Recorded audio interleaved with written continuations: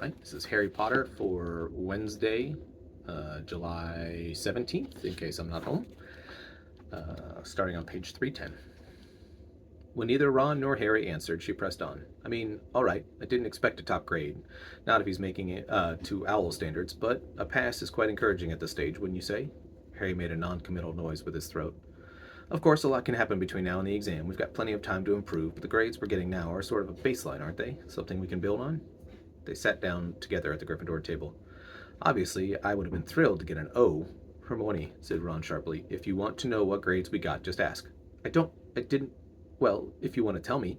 I got a P, said Ron, ladling soup into his bowl. Happy? Well, that's nothing to be ashamed of, said Fred, who just sat down at the table with George, and Lee Jordan was sitting down to Harry's right. Nothing wrong with a good, healthy P.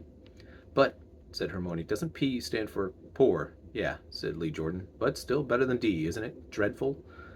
Harry felt his face glow warm and faked a small coughing fit over his roll. When he emerged from this, he was sorry to find Hermione was still in full flow about the owl grades.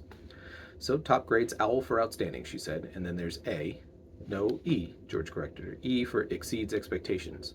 And I always thought Fred and I should have gotten E in everything because we exceeded expectations just by turning up to the exams.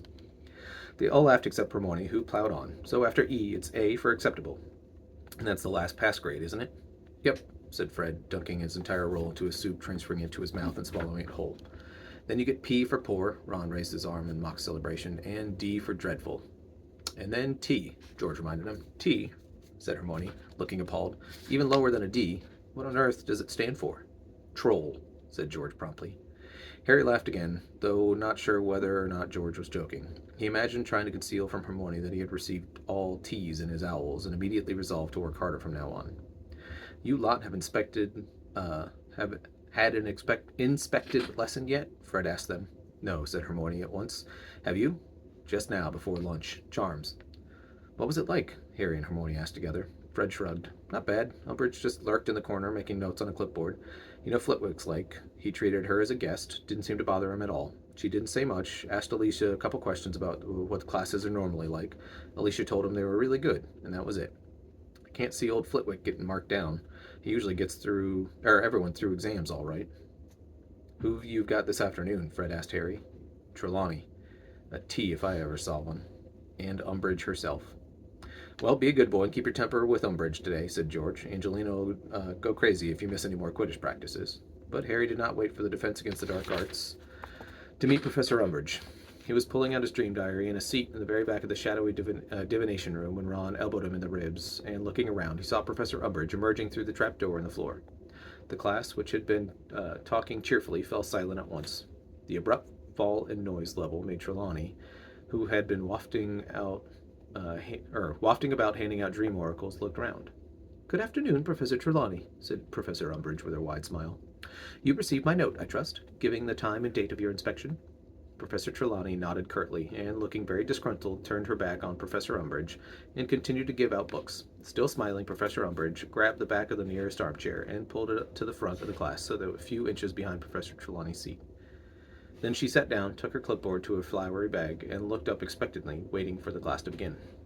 Professor Trelawney pulled her shawl tight about her, with slightly trembling hands, and surveyed the class with her hugely magnifying lenses. We shall be continuing our studies of the prophetic dreams today, she said, with a brave attempt at her usual mystic tones, though her voice shook slightly. Divide into pairs, please, and interpret each other's latest nighttime visions with the aid of the oracle. She made as though to sweep back to her seat, saw Professor Umbridge sitting right beside it, and immediately veered left towards Parvati and Lavender, who were already in deep discussions about Parvati's most recent dreams. Harry opened his copy of the Dream Oracle, watching Umbridge covertly. She was making noises on her clipboard now. After a few minutes, she got to her feet and began to pace the room in Trelawney's wake, listening to her conversations with students and posting questions here and there. Harry bent his head hurriedly over his book. Think of a dream, quick, said Ron, in the case the old toad comes our way. I did it last time, Ron protested. It's your turn. You tell me one. Oh, I don't know, said Harry desperately, who could not remember dreaming anything at all the last few days. Let's say I dreamed of drowning Snape in my cauldron. Yeah, that'll do. Ron laughed as he opened the dream oracle. Okay, we've got to add your age to the date of the dream, number of letters, and the shape, or the subject, That would be drowning or cauldron or Snape. Doesn't matter, pick any of them, said Harry, chancing a glance behind him. Professor Umbridge was now standing at Professor Trelawney's shoulder, making notes, while the divination teacher questioned Neville about his dream diary. What did you dream again?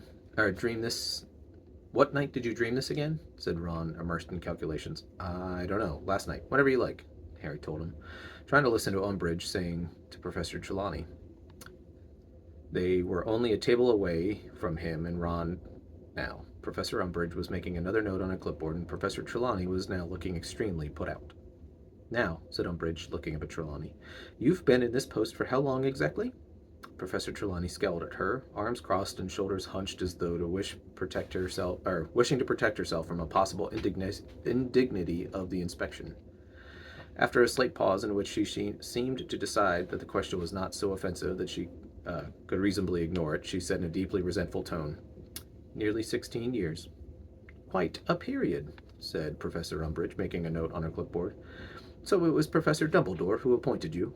That's right, said Professor Trelawney shortly. And Professor Umbridge made another note. Love you, bud.